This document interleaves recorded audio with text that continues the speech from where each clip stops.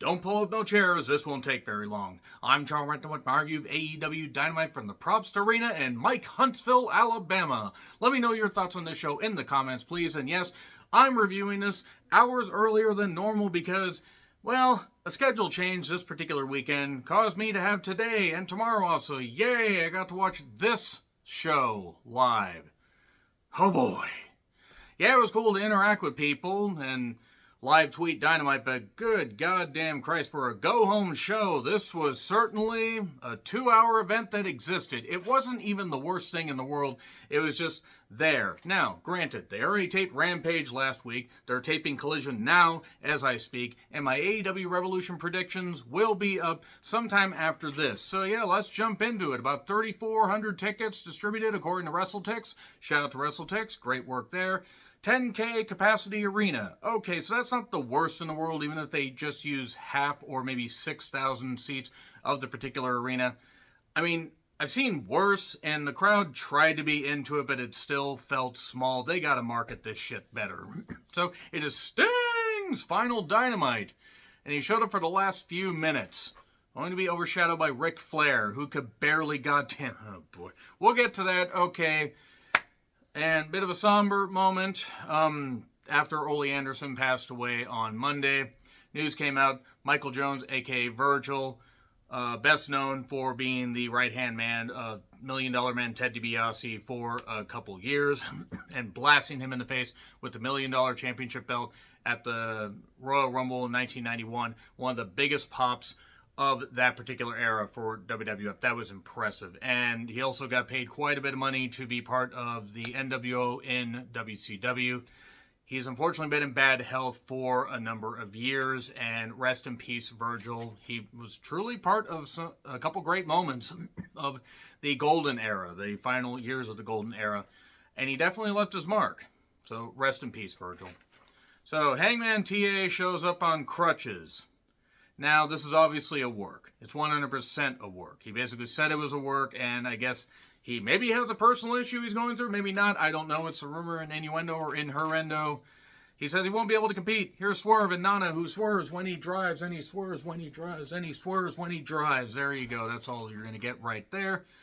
Swerve says he does respect what Hangman TA has done, but you can't escape fate, and fate has taken you out. Joe comes out, gets a big pop. He's really trying to make the most sense of this, and he says, the only reason that you're hungry is because I'm starving your asses. Samoa Joe, not a fan of the Human Centipede trilogy. You're welcome. Swerve then gets all fired up, and yeah, he takes a shot at WWE, being a Cruiserweight champion and having to elevate himself. I don't mind this shot because Swerve has every right to be upset about how he was presented in WWE. I don't know if he ever would have been the WWE champion or even the world champion if they kept him around and decided to implement that. I don't know if he would have been, but he certainly could have been used better than he was. And then Hangman TA hits him with the crutch. Oh, Hangman, curse your sudden and obvious betrayal. And that took almost 20 minutes. It's a very WWE-styled opening because they kind of popularized the opening with like a long talking segment. Earlier today, the Bucks showed up. And I hit mute because I'm not going to listen to anything the Bucks say. Because at this point, they're just death when it comes to television. They kill any of my interest in wrestling. They kill any of my interest in this product because they have provided basically nothing positive to AEW programming or pay-per-views in the entirety of its existence. Sure, they were important to begin with, but do they mean as much as they meant even a year or so ago? No. I'd argue that after, say, the summer, maybe fall 2021, they haven't actually meant shit for about 2 years. So Mox, Claudio, and Danielson took on FTR and Kingston. Could you imagine if FTR and Pinky and the Brain teamed up? FT Narf. I don't know why I think these things.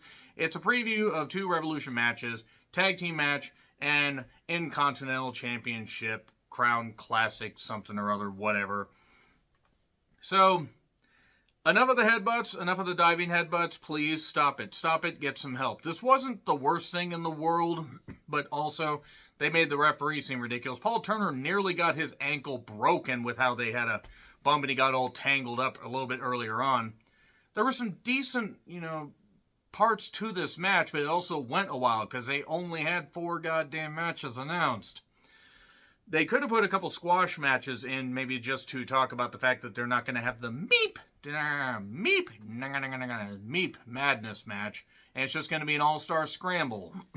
More on that when I talk about the prediction, or the Revolution predictions. So, then we got the Bulldog, the Steiner-type Bulldog. We got elbow. The elbows are stupid. You can hurt people with that, but the way they do them is just dumb. So, the Bukkake knee and the choke wins it. So, Eddie passes out, and that's it. We got CMLL footage of Chris Jericho and Atlantis Sr. in, I believe, 1995. And then El Dandy was mentioned. And who am I to doubt El Dandy?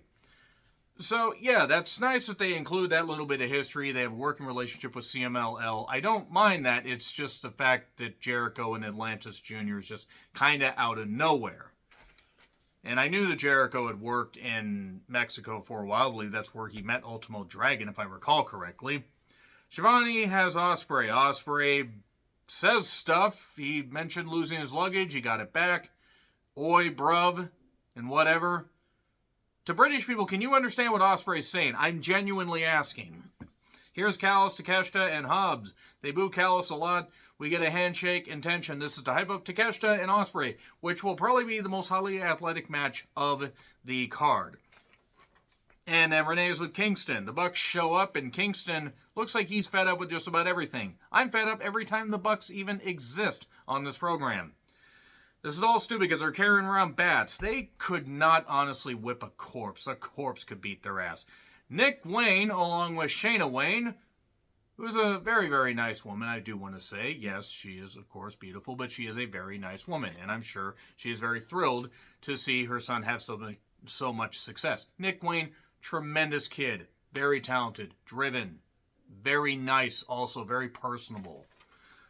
Christian's there, Lucha Switch is there, and Nick Wayne took on Orange Cassidy for the International Instant Championship. They obviously weren't going to switch the title. I like Nick, but I'm sick of the Orange Cassidy stuff. I'm just sick of it. They kicked the patriarchy out. Later, Taven and Bennett showed up. And then Trent and Rocky showed up. And then Garcia came out and did the dance, even though he's wearing pants. And then the Orange Punch for 3. I mean, I'm glad Nick Wayne got to be featured in a singles match. That was nice. I'm sick of the Orange Cassidy stuff. Renee is with the Gangbang Scissor Gang. They're going to have another trios match at some point. And then Statlander along with Willow and somebody's child. That's Stokely. I'm sorry. I'm sorry. It's not somebody's child. It's Stokely. And that's unfair. Children can grow up. Stokely never can. Sky Blue was Statlander's opponent, and Julia was there. Great camera work during this match, I do have to say. Chris Statlander has dramatically improved. She has put in the work. Sky Blue isn't awful. She's certainly trying. And Statlander at one point press slammed Sky into the crowd. And were those two guys plants? I'm asking because otherwise they got a lot more of Sky Blue than they might have anticipated. Who were those guys? I mean, they sort of look like they could have been wrestlers, but Tony Khan has about 2 million wrestlers on his roster, so I don't know anymore. Statlander has great power. We got a German on the apron, not the hardest part of the ring. And then this got awkward. We got distractions. Stokely, once again, being somebody's child is just totally lost. And somebody help this child. Whose kid is this? And then Julia blasts Statlander in the face. And then Sky folds her up. 1, 2, 3. Good job, Stokely. You're doing a great job here. You're doing a tremendous job here.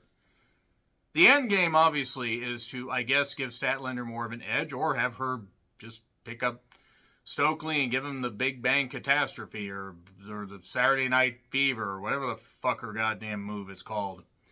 Then the Bucks have somebody holding the camera. It could have been Cutler. I really hope not. But somebody's holding the camera. Here's Sting's locker room, because there's a little paper sign there. And then there's bats and stuff hanging in there. The actual baseball bats, by the way. The baseball bats are less wooden than the Bucks are. And Jericho took on Atlantis Jr. He tried to take off Atlantis Jr.'s mask while Atlantis Sr. was in the corner. And I'm sure the Lance Jr. is talented. This was a mess because this is Jericho in 2024, not even in 2014. He can't go anymore. There was a scary, almost like really bad bump where they try for like some kind of, slam off the top or like some kind of bulldog type thing where he's just going to drive Lance Jr.'s face down, and he nearly just face planted, like badly. Thankfully, he seemed to be all right. And then the Walls of Jericho or the Lion Tamer or whatever, because he was Lionheart Chris Jericho. And Atlanta Sr. throws in the towel. What are you doing? That's your son. That's your son, Atlanta. Oh, you threw in the towel already. We're not channeling Survivor Series 94. Show respect afterwards. After you just tried to take off my mask. Yeah, show respect. I have seen people run marathons that were less winded than Chris Jericho after this match, where he basically was sucking wind after his intro. He needs to not do this anymore. He cannot wrestle anymore. Then the Bucks show up. Darby is in a Sting mask and attacks them and then gets laid out. And then Ric Flair comes out. And Ric Flair feigns that he's going to beat Darby up and then pokes one of the Bucks in the eyes and tries to hit a punch and a chop. And look, Rick has a lot of issues about him. A lot. A lot of issues. His own fault for his behavior and how he treats women. A whole bunch of stuff as far as money, screwing over promoters. A lot of shit. A lot of shit. But he's still one of the greatest of all time. At least he was. This was sad. At least it would be sad if it wasn't so pathetic. This is Rick's fault for wanting to do this. He can't do this anymore. He could barely do it in 2008 when he took on Shawn Michaels. I was 27 when that happened. I'm 43 now. That's nearly 16 years ago. And I thought Flair in TNA was bad. And then, Ric Flair gets just like laid out, gets a nut shot. Yeah, they're taking care of him because the Bucks actually can't hit anybody properly to save their lives. And then Sting lowers down. Nostalgia just flowing through everybody's veins, especially people around my age, because he used to do that in the, in WCW. Yeah, okay, you could argue that maybe after the Owen Hart thing, probably shouldn't do that, but it's Huntsville, whatever. And Sting, mind you, lowers to the ring. They barely got him down by the ring. I thought they were actually going to crotch him on the ropes the way they lowered him. And the Bucks are on the stage. So he's 100 feet away and they're acting like all scared. And wait, we got to go with the bat. We got to do the thing. This is a stupid ending. This is really bad. This is a really, really bad episode of Dynamite. I'm sorry. I'm giving it till Big Business. If Big Business doesn't really inspire me to continue to review Dynamite, I might just intermittently do it. Because AEW is really starting to drive me away. I will review Revolution. But goddammit, they got to fix some shit. They got to put the pedal to the metal. They really got to work hard. They got to give people reasons to tune in, because when you're driving longtime wrestling fans away, people that sat through the Monday Night Wars, the worst of WCW, and sat through some of the best and worst of TNA, and have sat through some of the dog days of New Japan. I'm starting to ease back from wrestling because as much as I love wrestling, I don't like the direction. This goes for multiple companies. This goes for WWE, it goes for AEW, it goes for New Japan. Nevertheless, we're on the road to revolution. Let me know your thoughts in the comments. Like, share, subscribe, Twitter handle in the description. I'm John Retlin. I'll see you soon.